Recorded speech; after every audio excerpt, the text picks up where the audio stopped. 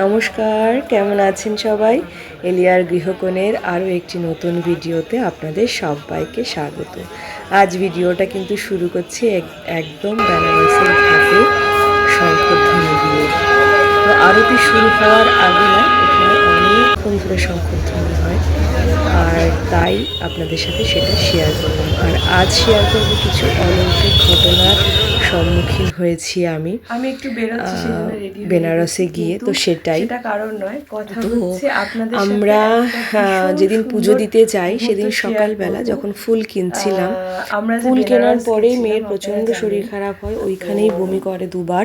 তো মেয়েকে আমি সাইডে নিয়ে গিয়ে পরিষ্কার জায়গায় যখন দাঁড় করাচ্ছিলাম তখনই দেখলাম পায়ের কাছে একটা রুদ্রাক্ষ পড়ে আছে। হয়তো কোনো দোকান থেকে এসেছে বা ওখানে যারা সাধু তাদের মালার থেকে পড়েছে, সে তর্ক বিতর্কে আমি যাচ্ছি না। কথা হলো ওই জিনিসটা আমি পেয়েছি, তো সেটাই আপনাদের সাথে শেয়ার করছি। এই একটা ভীষণ ভালো লাগার মুহূর্ত আমার, এত লক্ষ লক্ষ মানুষের মাঝখানে যেটা আমি পেয়েছি, এটাই পরম পাওয়া বলে আমি মনে করি। তো আমি ওইটা কিন্তু তখন আর শ্যুট করিনি, কারণ মনে ছিল না, সত্যি মেয়ের শরীর খারাপ, ওকে নিয়ে আমি পুরো ব্যস্ত ছিলাম। আর আমার কাছে, শুধু আমার কাছে নয়, আমার মনে হয় প্রতিটা মায়ের কাছে ফার্স্ট প্রায়োরিটি তাদের সন্তান হয়, তারপর পুরো দুনিয়া। তো ওর যখন ওরকম শরীরটা খারাপ হচ্ছিল না, আমার তখন একবার মনে হচ্ছিল, আমি বলেও ছিলাম হাজবেন্ডকে, তুমি মামনিকে নিয়ে যাও, আমি আর যাবো না দর্শনে, আমি ওকে নিয়ে হোটেলে যাচ্ছি, মেয়েটার রেস্টের প্রয়োজন। তো যাই হোক, ঠাকুরের নাম করে গেছিলাম। আর এই শ্যুটটা আমি বাড়িতে এসে করেছি, আপনাদের সেটাই দেখালাম। এটা আপনাদের সাথে শেয়ার করি। একদম সকাল, এখন 8টাও বাজে না, প্রচণ্ড ঠান্ডা এবার পড়েছে কিন্তু কলকাতাতে। তো ভাবলাম আমার এই ভালো লাগার মুহূর্তটা আমার প্রিয় মানুষদের সাথে শেয়ার করি। তো ইউটিউবেও কিন্তু আমার ছোট্ট একটা ফ্যামিলি তৈরি হয়ে গেছে, তারা ভীষণ কাছের, ভীষণ প্রিয় আমার কাছে। তাই আমার এই প্রিয় মুহূর্তটা, এই ভালো লাগার মুহূর্তটা, এই ব্লেসিংয়ের মুহূর্তটা আপনাদের সাথে শেয়ার করলাম। আশা করি আপনাদের ভালো লাগবে। তো দেখতে থাকুন আমার বেনারসের ঘোরার সমস্ত ভিডিওটা, আশা করি আপনাদের ভালো লাগবে। যতটা আমি পেরেছি আমার মতো করে ক্যাপচার করার চেষ্টা করেছি আপনাদের জন্য। তো চলতে থাকুন আমার সাথে বেনারসের পথে। আপনাদের যেটা বলছিলাম আমি কি পেয়েছি, এই যে দেখুন, এই রুদ্রাক্ষটা আমি পেয়েছি বিশ্বনাথ দর্শনে গিয়ে। ওখানে যেদিন আমরা বিশ্বনাথ দর্শনে যাই সেদিন সকালবেলা না, এটা আমি পেয়েছি রাস্তায় কুড়িয়ে। তো কোথা থেকে আসলো, কিভাবে পেলাম, সেটা বড় কথা নয়, বড় কথা হলো এই রুদ্রাক্ষটা আমি পেয়েছি এত হাজার হাজার লোকের মাঝখানে। এই জিনিসটাকে আমি যে পেয়েছি, এটা সত্যি আমি মনে করি আমি ভাগ্যবতী। সেই জন্যই বোধহয় মহাদেবের এই জিনিসটা আমি পেয়েছি। কিভাবে এসেছে, কীভাবে, প্রচুর দোকান, সেই দোকানে তো বিক্রি হয় রুদ্রাক্ষ, হয়তো সেখান থেকে এসেছে, বা কোনো পাখি ফেলেছে, বা ওখানে যারা সাধুর যায় তাদের হাতের মালায় থাকে সেখান থেকে পড়েছে। কিভাবে এসেছে আমি সত্যিই জানি না, তবে এত লক্ষ লক্ষ লোকের মাঝে যে এটা আমার চোখে পড়লো, এটাই হচ্ছে সবথেকে বড় পাওনা। আমি মনে করি বিশ্বনাথের আশীর্বাদ এটা, যার জন্যেই এটা আমি পেয়েছি, এটা এখন আমার বাড়িতে। তো এটা সত্যি আমার কাছে অমূল্য, জানেন তো। এই যে ভগবানের কৃপা পাওয়া, এটা যে পেলাম আমি, এটা সত্যি আমি কি বলবো, নিজে শব্দ নেই, জানেন তো। কিছু কিছু কথা প্রকাশ করার জন্য শব্দ কম পড়ে যায়। তো এইটা প্রকাশ করার মতো শব্দ সত্যিই নেই। আমি জানি না আমি কত বড় ভক্ত ওনার, তবে হ্যাঁ, উনি আমার কাছে বহু বছর ধরে পূজিত। তো এই বিশ্বনাথ, ইনি আমার কাছে এসেছেন 2005 সালে। আমার বাড়ির পাশের এক কাকিমা, উনি গেছিলেন কাশী বেনারসে, সেইখানের বিশ্বনাথ এটা। আমরা না পাড়াতে 3টে অবিবাহিত মেয়ে ছিলাম, তো কাকিমা এনাকে এনে আমাদের 3জনকে 3টে শিবলিঙ্গ দিয়েছিলেন। তো সেই থেকে এই শিবলিঙ্গ আমার কাছে পূজিত উনি। তো সেই বেনারসেই আবার আমি এত বছর পর এই রুদ্রাক্ষটা পেলাম। আমি জানি না এটা কতমুখী রুদ্রাক্ষ, আমি বিশ্বাস করুন আমি জানতেও চাই না। ভগবানের যে আমি একটা আশীর্বাদ পেয়েছি, এটাই আমার কাছে সব থেকে বড় পাওনা, সব থেকে বড়। তো এটাকে আমি এইভাবেই রেখে দিয়েছি। বাড়িতে এসে আমি অভিষেক করেছি পুরো, এটাকে শুদ্ধ করে, রুদ্রাক্ষটাকে শুদ্ধ করে ভগবানের অভিষেক করিয়ে আমি এটাকে এখানে রেখে দিয়েছি। তো আমি আমার মতো করে রেখেছি, আমি অত নিয়মকানুন জানি না, আমার যেটা ঠিক মনে হয়েছে আমি সেটাই করেছি। তো ভাবলাম আমার এই ভালো লাগার মুহূর্তটা আপনাদের সাথে শেয়ার করি, আমার এই পরম প্রাপ্তিটা আপনাদের সাথে শেয়ার করি, আপনাদের জানাই আমার আনন্দ, আমার খুশি। আপনাদের কেমন লাগলো অবশ্যই কিন্তু আমাকে জানাবেন। আর শেয়ার করব বেনারসের কিছু বিখ্যাত খাবার আপনাদের সাথে। তাই বলে আমরা যে প্রত্যেকটা খাবার ট্রাই করেছি তা কিন্তু একদমই নয়। ওখানে সবাই আর কি নিচ্ছিল, আমি সেখান থেকেই শ্যুট করেছি কিছু কিছু।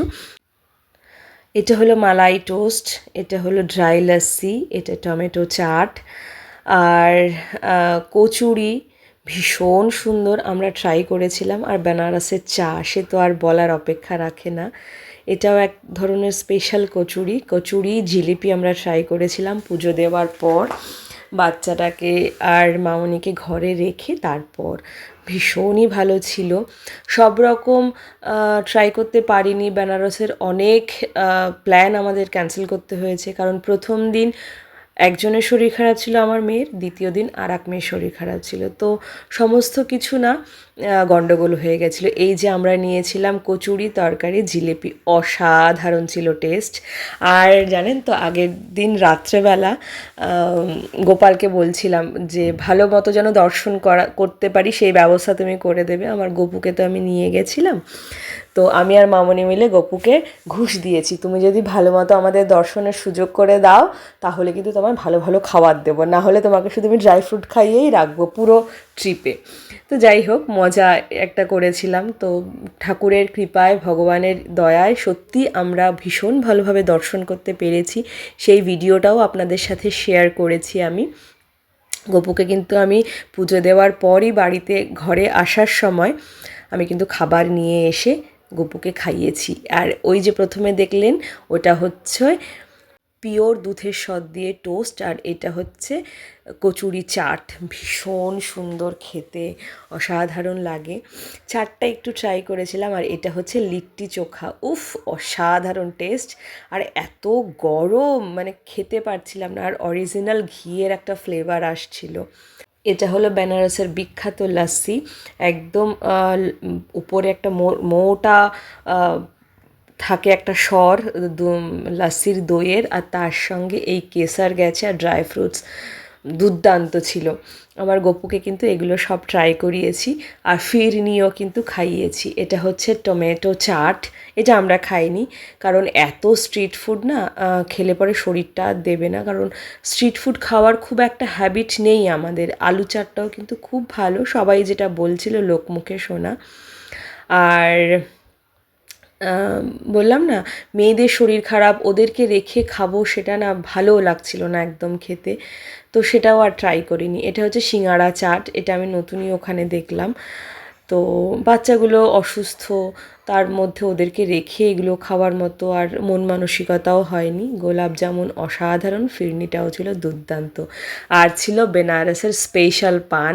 শ্বশুরমশাইয়ের জন্য তিনটেই কিন্তু নিয়ে এসেছিলাম, এই তিনটেই উনি আমাদের জন্য বানাচ্ছিলেন, সেইটাই আমি একটু ক্যাপচার করেছি। দুর্দান্ত, একটা আমি ওখানে খেয়েছি আর দুটো নিয়ে এসেছিলাম, অসাধারণ খেতে কিন্তু, জানেন তো। আর ওখানকার পানগুলো না একটু হলুদ হলুদ, দেখে বুঝতে পারছেন। আমি না প্রথমে ভাবছিলাম কেমন হবে, পানটা সবুজ নয় হলুদ হলুদ, কিন্তু অসাধারণ সুন্দর। কিন্তু বেনারসি পান তো বিখ্যাত সব জায়গাতে। তো এই ছোট্ট ছোট্ট মুহূর্তগুলো আপনাদের সাথে শেয়ার করেছি। আমরা সব জায়গা ঘুরতে পারিনি জানেন তো, মেয়ে দুটোর অসুস্থতার জন্য যা যা প্ল্যান ছিল সত্যি করা হয়নি। আমি ঘাটটা ঘুরতে পারিনি, তারপরে ওই বোটে করে নিয়ে যে সব ঘাটগুলো ঘোরায় সেই ঘাটগুলোও ঘোরা হয়নি মেয়েদের জন্য, ওদের শরীরটা খারাপ হয়ে গেছে। যাই হোক, পরবর্তীতে নিশ্চয়ই কোনো একদিন যাব আবার একবার বেনারসে, যদি মহাদেব চান তো। আগে আমার মেয়েদের সুস্থতা, তারপরে সমস্ত কিছু।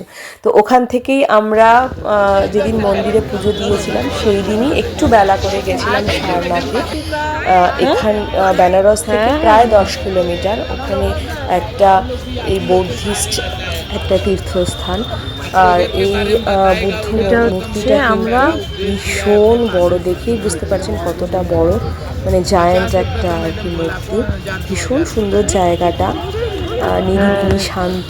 আমরা সকালবেলা যেরকম বিশ্বনাথ দর্শন হয়ে গেছে, হয়ে যাওয়ার পর ব্রেকফাস্ট করে তো মেয়েকে না সুস্থ করেই নিয়ে গেছিলাম, কিন্তু আবার অসুস্থ হয়ে গেছে, আবার বমি করেছে। তো সেইভাবে না ঘুরতেই পারিনি, মনটা মানে অস্থির লাগছিল যে মেয়েটা একটু যাতে রেস্ট নেয়। তো যতক্ষণ ভালো ছিল তখনই এই ক্যাপচারগুলো করেছি।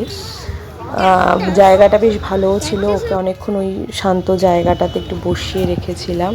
এই যে দেখুন এখন একটু হাসি খুশি রয়েছে, কারণ এখনও ওর শরীরটা ভালো, যেহেতু হোটেল থেকে খাইয়ে ওষুধ খাইয়ে নিয়ে এসেছি।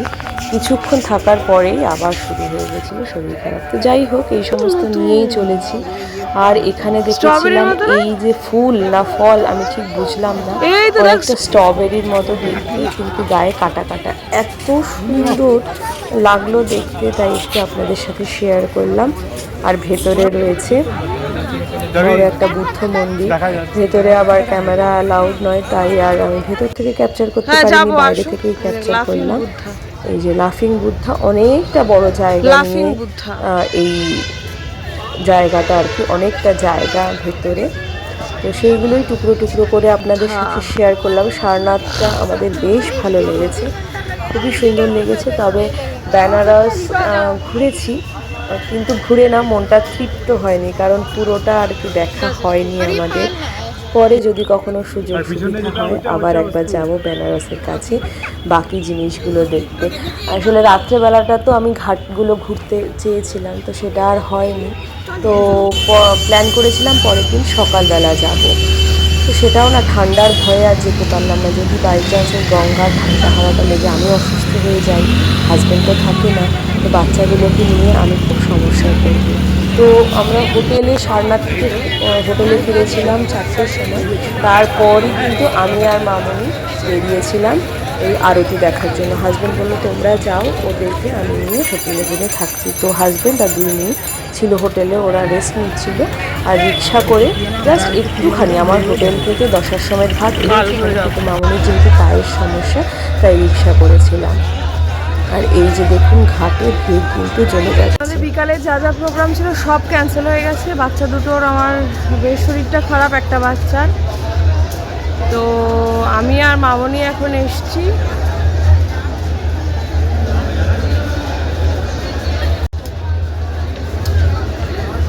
বেনারস ঘাটটাতে আরতি দেখার জন্য আরতি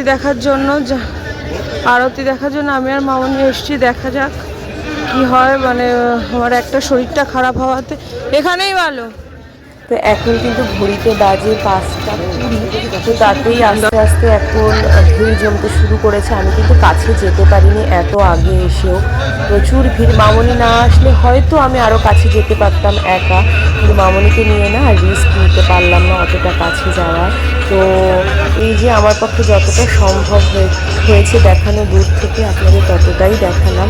মামনি না আসলে আমার ইচ্ছা ছিল বোটে উঠে একদম সামনে থেকে দেখা। তো যাই হোক, যেটুকু দেখা গেছে সেটুকুই ঠিক আছে, কারণ অতগুলো সিঁড়ি নেমে মামনিরা আসতে না খুবই কষ্ট হচ্ছিলো। তারপরে অযোধ্যাতে তো আমার পায়েও লেগেছিল। তো ওখানে একটুখানি সময় থেকে, মানে একটুখানি বলতে অনেকটা সময় দাঁড়িয়েছিলাম। আমার কাছে অতটা অসুবিধা হচ্ছিল না, মামনি দাঁড়িয়ে থাকতে খুব কষ্ট হচ্ছিলো। তো যাই হোক, ওইভাবে দেখেই আসলাম। দেখে তারপরে একটু কেনাকাটা করে বেনারসে যাওয়া হয়েছে। বেনারস থেকে কিছু শপিং করা হবে না, সেটা তো হতে পারে না। তো সেই কিছু শপিং করে তারপরে আমরা কিন্তু হোটেলে ফিরেছিলাম। শপিংয়ের ভিডিওটা আমি ওখানে দোকানের থেকে কিছু শ্যুট করতে পারিনি, কারণ একটু শুরু করেছিলাম, দোকানদার ওরা বললেন যে না ম্যাম করবেন না প্লিজ। তো আমি আর সেগুলো শ্যুট করিনি। কী কেনাকাটা করেছি সেগুলো বাড়িতে এসে সমস্ত কিছু শ্যুট করে রেখেছি, আপনাদের সাথে পরে কিন্তু শেয়ার করবো সেই ভিডিওটা। এখানে রেডি করাতেই প্রচুর সময় নেয়, মানে মানুষ এত ভিড় দেখে বুঝতেই পারছেন, প্রত্যেকের ফ্ল্যাশ লাইট চলে গেছে। এই সুন্দর মুহূর্তটা যাতে কেউ মানে ছাড়তে তো আর কেউ চায় না, যে আরতি শুরু হয়ে গেছে। ধোয়া তো যতটা পারছি আমি জুম করে আপনাদের জন্য তুলেছি, অনেকটা দূরে দাঁড়িয়েছিলাম, আশা করি দেখাতে পারছি। আর কি যত সন্ধ্যা বাড়ছে কুয়াশাটা তো বাড়ছে, এটা কিন্তু একদম কুয়াশায় আরও পুরো ঝাপসা হয়ে গেছে চারিদিক। আর সবাই তো বোটের থেকে বসে বসে দেখছে, মানে নিচে নিচে ছোটো বোট, ডবল ডেকার যে বোটগুলো সেগুলো কেউ বসে বসে দেখছে। খুব সুন্দর জায়গাটা, অসাধারণ সুন্দর। আমার পক্ষে যতটুকু সম্ভব হলো আপনাদের সাথে শেয়ার করলাম। অসাধারণ বেনারসের বিখ্যাত আরতি, আর তার সঙ্গে রয়েছে ওই যে ঘন্টা বাজছে, তার সঙ্গে গান, অদ্ভুত গানটা তো দিতে পারলাম না, অনেক সময় কপিরাইট আছে। তো আমি না তারপরে গেছিলাম শপিংয়ে। এই যে একটুখানি জাস্ট শাড়ির ঝলকটা আপনাদের দেখালাম, ক্যামেরাটা অন করেছি তখনই বললো যে না বন্ধ করে দিই।